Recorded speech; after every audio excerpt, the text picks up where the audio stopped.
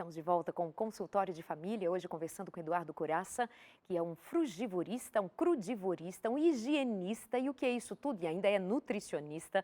Ele está contando da sua história de há 12 anos não come comida cozida, come frutas e vegetais, algumas oleaginosas numa quantidade bem pequena e ele pode até nos explicar exatamente por quê. Deixei uma pergunta no ar, como ele consegue ou quanto ele come por dia, qual é a quantidade, como que ele sabe que aquela quantidade de frutas e verduras está suficiente para mantê-lo nutrido todos os dias?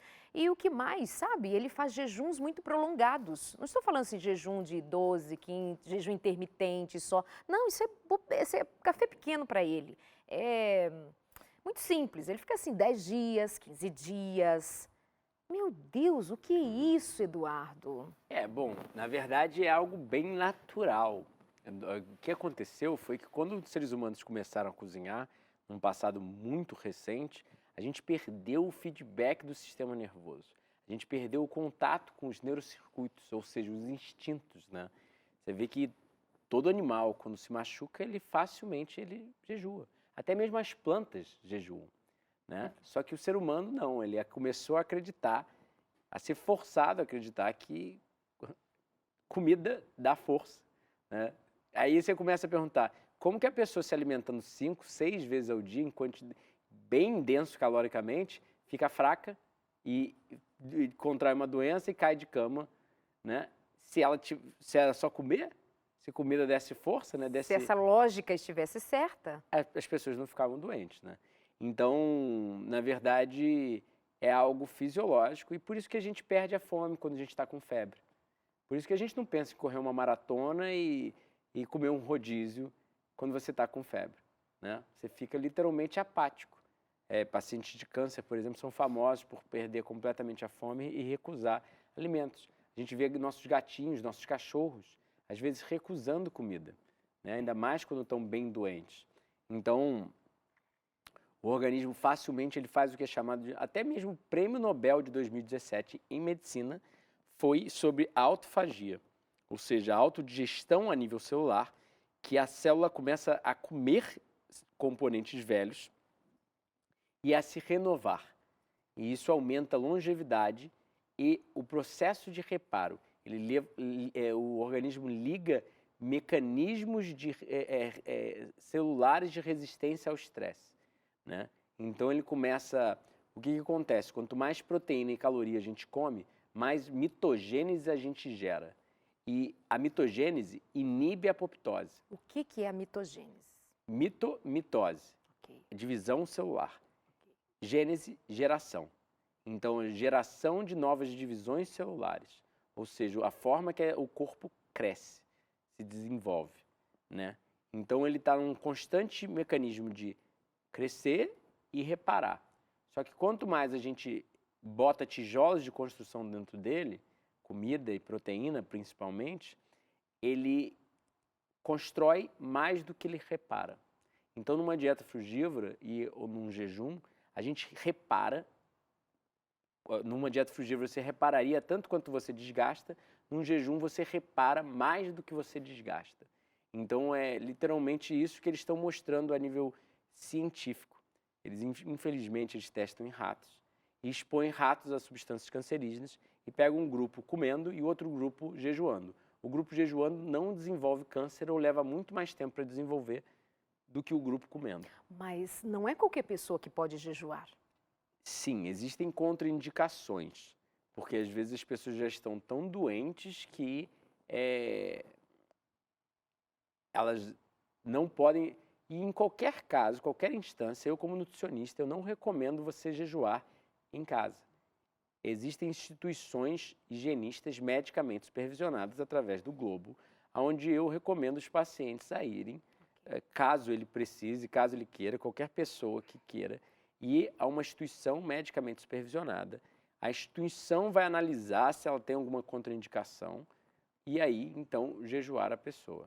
Você sabe que acompanha aqui o nosso programa, sabe que nós temos a Clínica Vida Natural, nós temos o Cevisa, A Igreja Adventista tem clínicas espalhadas pelo mundo e essa é uma mensagem que nós pregamos. O que acontece é que muitos de nós não vivem esta mensagem, mas sabe do valor que ela tem, do significado que ela expressa, inclusive sobre a nossa própria fé.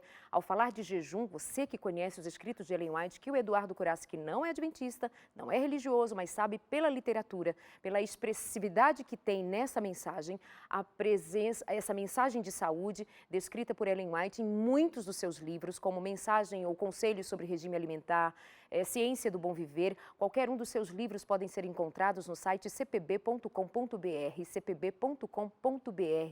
E fica essa dica para você. Isto está escrito há centenas de anos ou há dezenas de anos e você está ouvindo e talvez impactado, parece alguma coisa muito nova. Quem é esse rapaz? Quem é ele? Por que ele está dizendo isso? É a ciência moderna dizendo? A ciência moderna só está atestando o que nós, que temos fé no Criador, já sabemos, tanto pela palavra de Deus, a Bíblia Sagrada, no livro de Gênesis, como todo o conselho da palavra de Deus, do Espírito de Deus, para cada um de nós, nos trazendo conhecimento daquilo que deva ser feito com o nosso corpo, que é templo do Espírito de Deus. Você está aqui ouvindo essa conversa com o Eduardo Corazza. Ele tem uma história, como já disse, e volto a dizer para você que está chegando agora, há 12 anos, tem esse estilo de vida muito diferente da maior parte de nós. E ainda com um testemunho de muita saúde, de muito vigor, faz atividade física, corre quilômetros e quilômetros, faz jejuns prolongados, mas me lembrava agora, enquanto você falava de jejum, e ao te perguntar sobre que não ser ou ser indicado ou contraindicado para algumas pessoas, você tinha diabetes, lá nos seus 20, 21 anos de idade, você era diabético.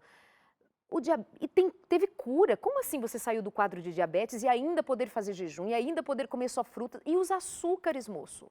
Bom, primeiro de tudo, o que acontece? Doenças, perante nossa visão higienista, é algo, na verdade, anormal. Elas não deveriam ocorrer. Nós vemos como as transgressões da lei da natureza. O organismo tem certas necessidades fisiológicas. É que nem uma planta.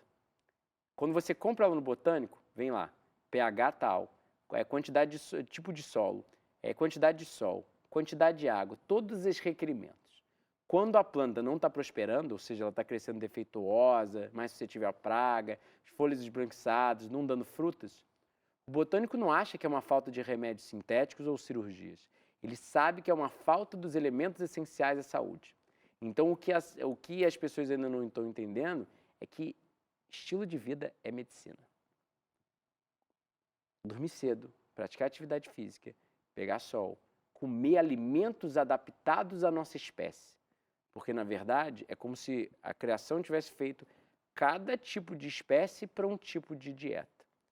Nós vemos que pássaros têm bicos pontiagudos para coletar os grãos, os papos para germinar os grãos. Por isso, eles são classificados pela biologia como granívoros.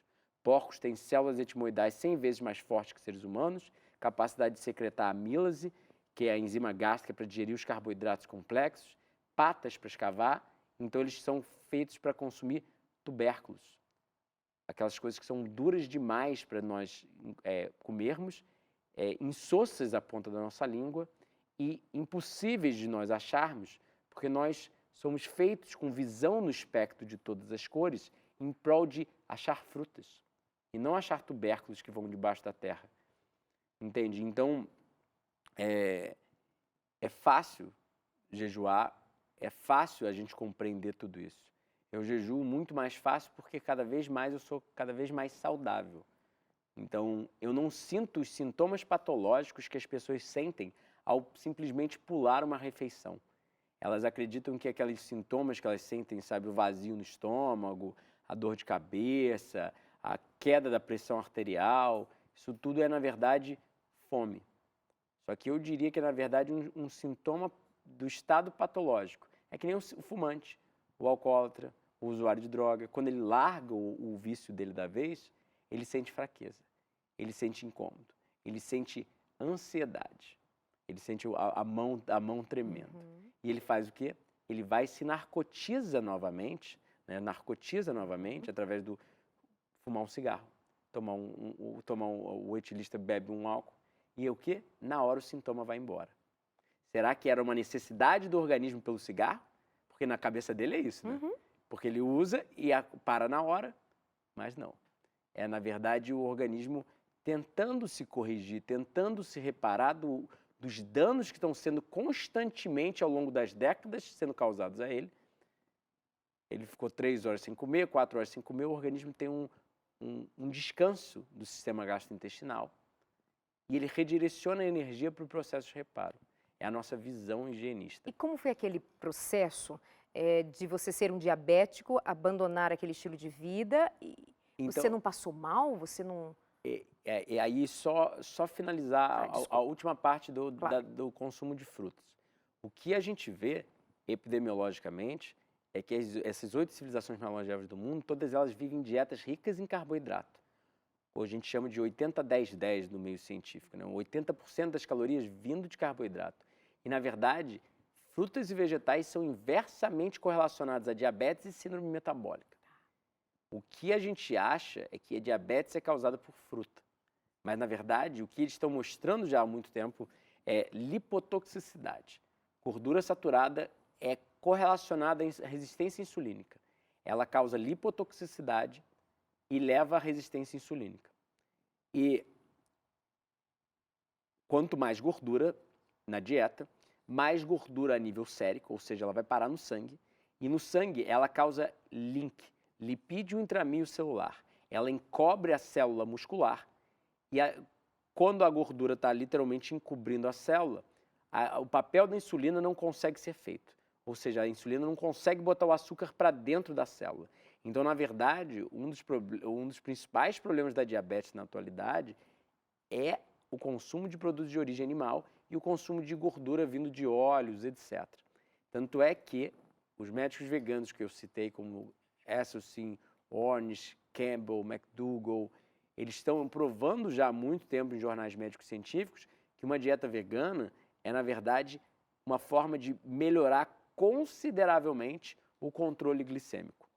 Porque a gente consome muita quantidade de fibras, água, vitaminas, minerais.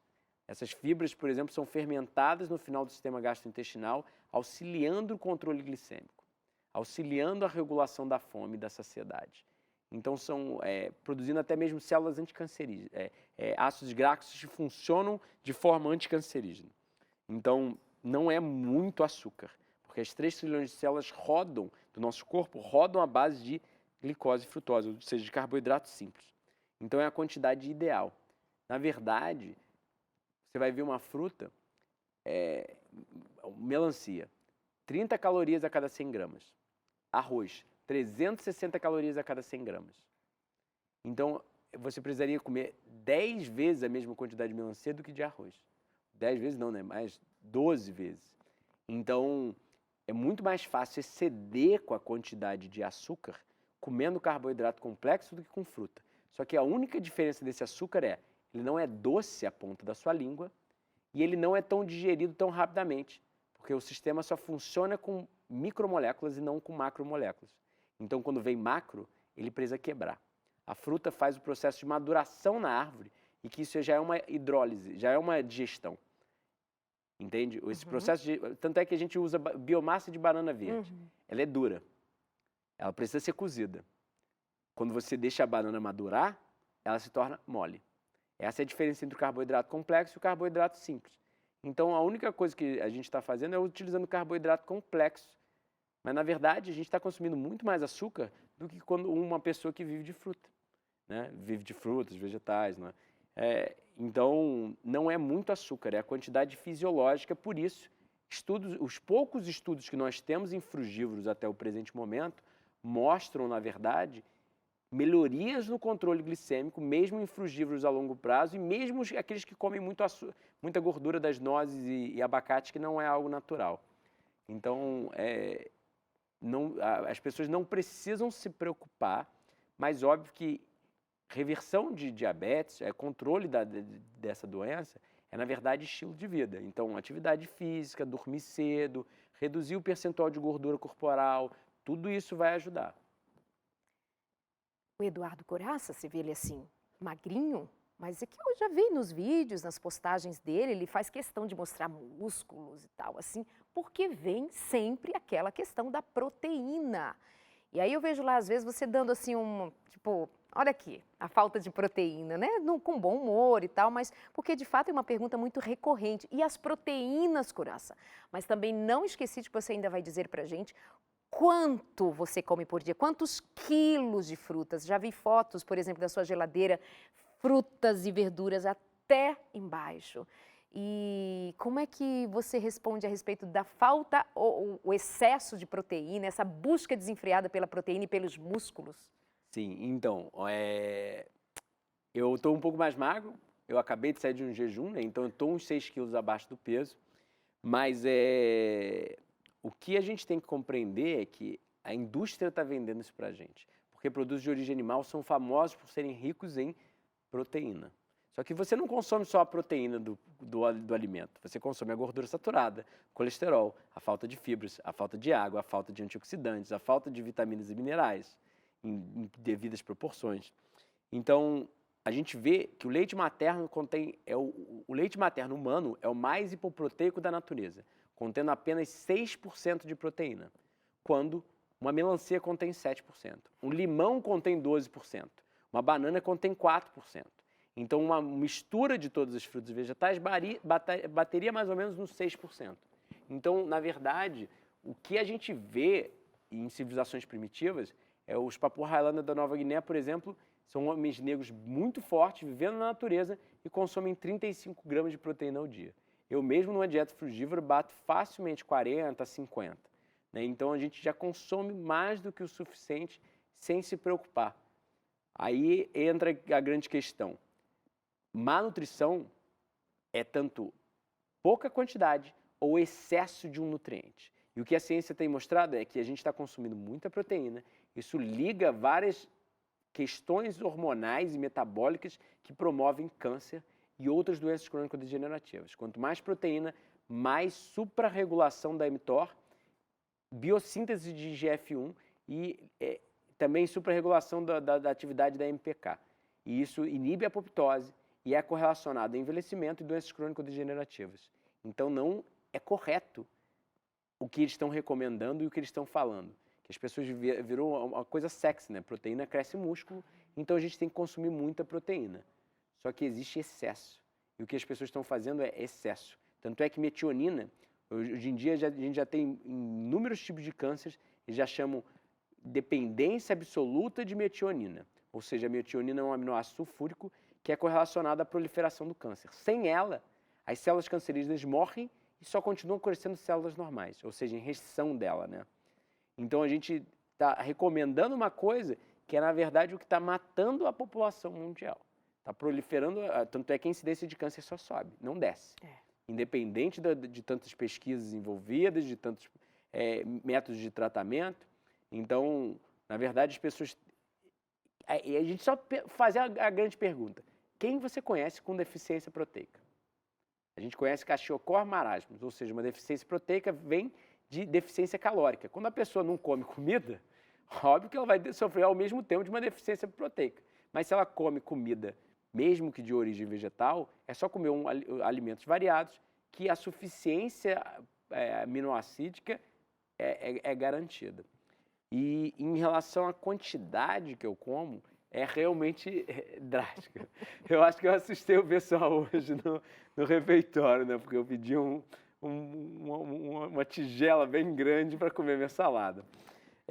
Meu pai sempre se assustava e falava, garoto, você come demais. Aí eu falava para ele, pai, vamos parar aqui na frente do espelho. Minha saliência estomacal, sua saliência estomacal. Quem que come demais, entende? Volume não é densidade calórica. Então, por exemplo, alface, 17 calorias a cada 100 gramas.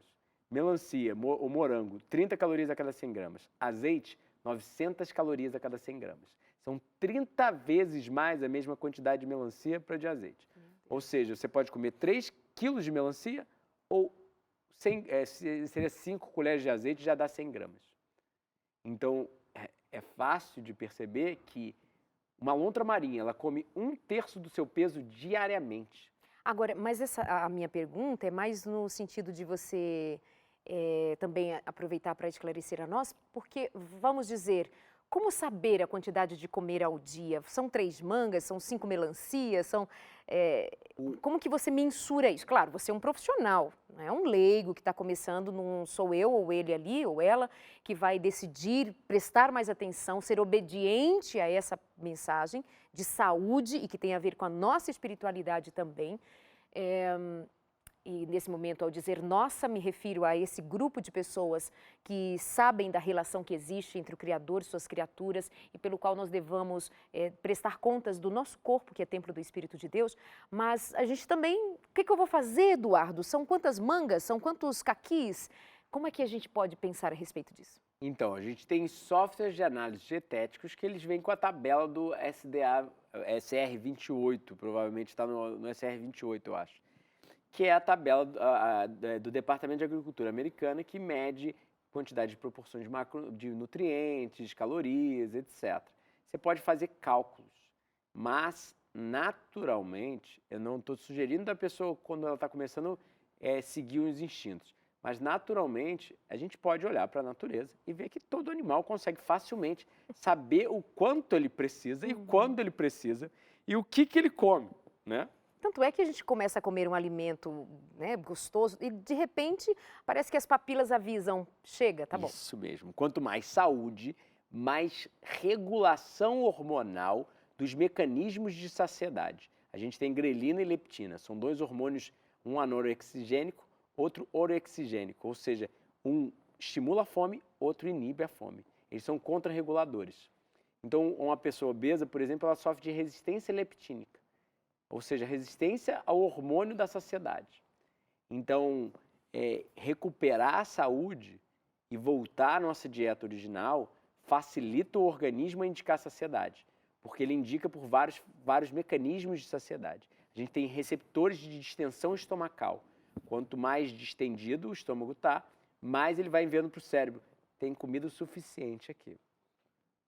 Quando a gente come açúcar, a gente se lembra da nossa mãe falando desde pequeno: garoto, não come o doce antes do salgado, porque você não vai comer o salgado.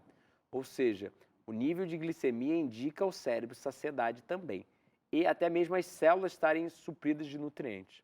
Então, vários desses mecanismos fisiológicos indicam saciedade naturalmente. Por isso que os animais não erram e ficam obesos na selva. Eles sabem o quanto comer. Por quê? Porque o alimento tem fibra, ele tem água, ele tá o pacote nutricional intacto, como ele aparece na natureza e como é feito para a nossa fisiologia. É a segunda vez ou terceira que você fala da água, tem água, tem água.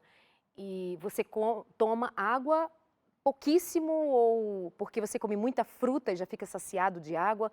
O que dizer dos 2 litros? Por que é orientado a nós tomarmos 2 litros ou mais de água no dia a dia? É, na verdade, um absurdo, porque as pessoas queimam seus alimentos, jogam sal, que a gente sabe que mata um marinheiro de desidratação, ou seja, o marinheiro, quando sofre um naufrágio, ele não bebe água do mar, porque ele sabe que ele vai ficar mais desidratado. Aí a gente vai e refina a água do mar e tira o único composto dela que desidrata, joga por cima da nossa comida. A gente sabe que quando a gente aquece a água, o que acontece com ela? A gente ferve ela. Acima de 100 graus, ela começa a ferver e evaporar. Então, faz sentido a gente queimar alimentos que já são mais pobres em água do que frutos e vegetais.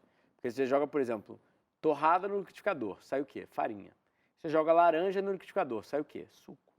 A gente sabe que os alimentos podem ser ricos em água ou pobres em água. Então, na verdade, numa dieta frugívora, a gente só escolhe coisas ricas em água e que não tem excesso de sódio.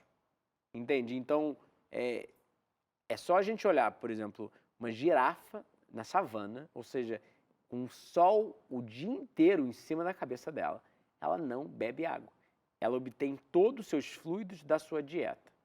E, impressionantemente, apesar de a gente não ter dados científicos, pesquisas em cima de frugívoros sobre isso, nós, quando começamos uma dieta frugívora e nos abstemos do sal, abstemos da comida cozida e de alimentos pobres em água, todos nós relatamos não sentir mais sede, entende? Então, sim, nos últimos 11 anos, 12 anos quase, eu praticamente não bebi água. O que eu gosto muito é água de coco bebo até bastante água de coco, mas a água usual, infelizmente, ela também vem muito contaminada com xenobióticos, ou seja, petroquímicos, os hormônios sintéticos que a gente chama de pílulas anticoncepcionais, metabólitos de remédios, entre inúmeras outras coisas, não são filtradas pelo sistema de reservatório de água, né? Então, a gente acaba consumindo muitas das toxinas ambientais, cloro, flúor, que eles acabam nos medicando, né? E a gente sabe de neurotoxicidade, entre outros fatores prejudiciais desses compostos. Mas há quem vai perguntar, Eduardo, mas os vegetais e as frutas estão altamente contaminados também. Nós somos um país que, reconhecidamente, mundialmente, nós consumimos uma grande quantidade de agrotóxicos e que estão presentes nas frutas e nos vegetais. E o que dizer disso também? Como é que você consegue me dizer isso em 1 minuto que o programa está acabando? Bom, é simples. De acordo com o FDA, o Food and Drug Administration, a Anvisa americana, 93% da contaminação de um americano vem de carne, queijo, leite e ovos, dos POPs, né? Dos poluentes orgânicos persistentes, que não vem de frutas e vegetais, não vem do meio ambiente. Vem devido à vaca consumir soja espraiada com agrotóxico durante 4 anos. Ela faz bioacumulação e nós, quando comemos os tecidos desses animais, nós fazemos biomagnificação. E as pessoas estão esquecendo os PRMs, os produtos da reação de Maillard, que são extremamente tóxicos, são as toxinas produzidas pelo cozimento. Elas estão esquecendo que frutos e vegetais fornecem proteção a nível celular, os fitonutrientes quelometais pesados, auxiliam enzimas hepáticas de intoxicação fase 2, são escudos a nível celular. E a gente tem inúmeros outros fatores. O agrotóxico só está sendo usado por causa das monoculturas. A gente não precisa. Eu planto lá em casa, tenho 170 árvores frutíferas, todas elas crescem perfeitamente bem, dão muita fruta sem um pingo de agrotóxico. Então as pessoas elas não estão entendendo que comer alimentos não adaptados à nossa espécie, queimar os alimentos e comer produtos de origem animal, sangue de um vegano é muito menos, contém muito menos dioxinas, agrotóxicos, etc., do que o sangue de um onívoro. Então, por causa da razão que você apresentou anteriormente. Isso mesmo. Eduardo Corazza, um monte de outras perguntas. Por exemplo, você mora num ambiente muito natural, lá você planta, tem suas frutas, etc. Você tem uma vida muito simples, o Eduardo é muito simples, é uma pessoa com quem eu falo e ele diz, Darleide, eu vou de ônibus, eu estou chegando de tal lugar, estou pegando um ônibus, estou chegando aí, chego na rodoviária, vou para a TV, e assim, de uma disponibilidade, sem apego, incrível assim. Mas o que nós diríamos, por exemplo, para quem mora em grandes cidades, como é que mora em apartamento, como é que... Ficam umas questões ainda para a gente aprender junto com você. Vamos combinar de voltar? Claro, pode com o ser? maior prazer, com o maior prazer. Muito obrigada. Vai aparecer aí no vídeo os contatos, as maneiras das pessoas falarem com você. Eu acho que vai ser muito importante conhecer mais dos seus livros. Muito obrigada. Deus te abençoe. Eu ensino essa questão de como comprar mais barato lá no canal do YouTube, mas da próxima vez eu vou ensinar aqui. Tá bom. E mais, ele não só come tudo cruzinho, assim, tipo a folhinha, ele faz receitas maravilhosas. Coisas assim de os olhos ficarem cheios e o apetite vir, de tão bonito que é, faz receitas maravilhosas. Você pode acompanhá-lo e saber mais e no próximo encontro aqui no nosso programa. Beijo, até a semana que vem. Viva o que você crê, dê bom testemunho da mensagem que você prega, mas muitas vezes não vive. Deus te abençoe.